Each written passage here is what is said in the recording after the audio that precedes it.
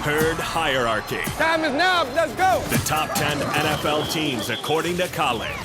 Number 10. The most confusing team in the NFL, the Tennessee Titans. I don't even know if they're good. I don't love their offensive coaching staff. They did blow out Seattle at home. They won a gut check game against Cincinnati this weekend. It is a 4-game winning streak, their longest in 8 years. Here's the one thing I know about them. They often play better on the road than at home, and they play Thursday night against Pittsburgh, which will really give you a barometer of how good they are. They've allowed the fewest big plays in the NFL of 20-plus yards. So they keep the ball in front of them, and that's mostly because they have a really good defensive staff. I'll put them at 10, but I should just put a big question mark because I don't feel great about it. But I wasn't going to put Jacksonville on this list because I trust them even less. So I'll put Tennessee at 10. Number 9. Carolina. I picked them to win their division. They have yet to allow 400 yards of offense in any of their 10 games. That's the only team in the NFL that's done that. I like their defensive personnel. I do. I like their draft, Curtis Samuel and Christian McCaffrey. I like their owner. I like their coach. I like their defensive personnel. I just wish Cam was more consistent. You got good Cam last night. Listen, this is, people think you don't like Cam. No, I don't like Cam's inconsistency, but I really like their personnel.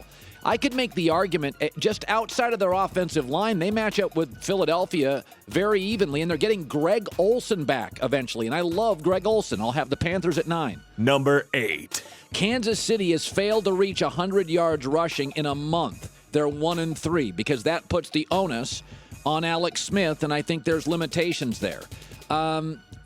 Again, for all the explosive playmakers they have, Tyreek Hill, Kareem Hunt, Travis Kelce, they can sometimes, and Andy Reid's a very clever play caller. They can at times be a BB gun offense. I just don't trust them late, but I have them at 8. Number 7. The Steelers. Again, it's the maturity that drives me crazy. They're the only current AFC playoff team with a negative turnover differential.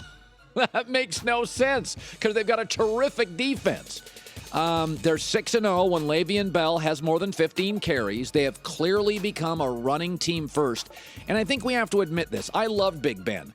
Right now, Big Ben is not an elite quarterback. He's not. He's not accurate enough. He misses open receivers. He used to be the best deep ball thrower in the league. He's not as good as Jared Goff at that right now. He's not. Don't scoff at Goff. I got the Steelers 7. Big Ben will be crucial late, but he can't carry this team anymore. Number 6. Again, Seattle reminds me a lot of Pittsburgh. They drive me crazy. Been penalized 53 times since week 7. That's 17 more times than any other team. And ever since Chris Carson got hurt in week 4, the running game's gone into the tank, where they're averaging 2.6 yards a carry. That is second worst in the NFL. Russell Wilson now has to carry the offense. Now, with Dwayne Brown at left tackle, Richard Sherman's out, they're going to have to become more dynamic offensively. But right now, I can't put them any higher than 6. Number 5. I love Minnesota's defense. Okay? They're two different teams. First month, okay, they were allowing more points. The offense, Case Keenum. Here's the downside, though. They're giving up the ball more lately. You know, Case Keenum's a backup, a really high-end backup, but eventually backups get exposed. And a couple of times this weekend against Washington, they really dominate that game and should have won pulling away, and it was closer than it should have been. But they're only allowing 270 yards a game since week 4. That's the second best in the NFL. You know, it's really funny about them. If you ask the average fan, name 5 Vikings, they'd say Stephon Diggs, and they would ask, does Adrian Peterson still play for him? They're really a no-name team of really good football players. Number 4. LA Rams lead the NFL in takeaways and the most points scored per takeaway in the NFC. They are a very good team at taking advantage of your mistakes. They're also averaging in the last month 36 points a game. We will have their left tackle, Andrew Whitworth, on our show in the last hour. Listen, I live in L.A. I've seen every snap this year. The remarkable thing about the Rams is how many points they leave on the table in the red zone, and they're still regularly getting in the mid-30s and 40s. They do not have a hole offensively. Good O-line, talented tight ends, multitude of receivers, patient, can go over the top or grind it with the offensive line and Gurley. It's a real football team. Number 3. A team I kind of whiffed on, the Saints, 7-game winning streak. They have ranked second in the league in rushing yards a game and the most rushing touchdowns. They're the opposite of every Saints team you've ever watched. They play defense and run the football. They had a tremendous draft. They got Marcus Lattimore, who's one of the top 3 or 4 corners in the NFL. You can't expose any more their secondary. It's one of the better secondaries. Drew Brees now shortening the routes. Has no problem 15 yards and in. They're not asking him to go over the top anymore. New Orleans, they have done a great job to pivot away from their system. Number 2. New England has 7 different players with multiple rushing or receiving touchdowns, tied for the most in the NFL. Over the last 3 games, Brady's completing 71%.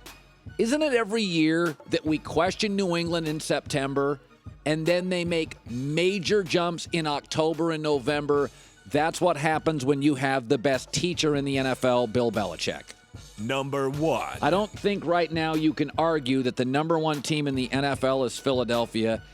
Not only do they have top 5 in rushing offense, top 5 in rushing defense, but listen to this number with Carson Wentz. In the red zone. This is a baby, right? He's only been playing this game for about, 25 games. In the red zone this year, 15 red zone passing touchdowns. No interceptions. Best in the NFL. To get that kind of efficiency from a quarterback midway through his second year, you are looking at an all-time player. Left tackle worries me. Jordan Hicks hurt at linebacker. But I think Philadelphia, who we picked to win the division, you scoffed, you laughed. I think they're the best team in the NFL. Hi, everybody, and thanks for watching. We want you to subscribe here, to get the latest from the show. Also, be sure to check out more of the best clips from the herd, or go watch a few segments from the newest show on FS1, First Things First, with Chris Carter and Nick Wright.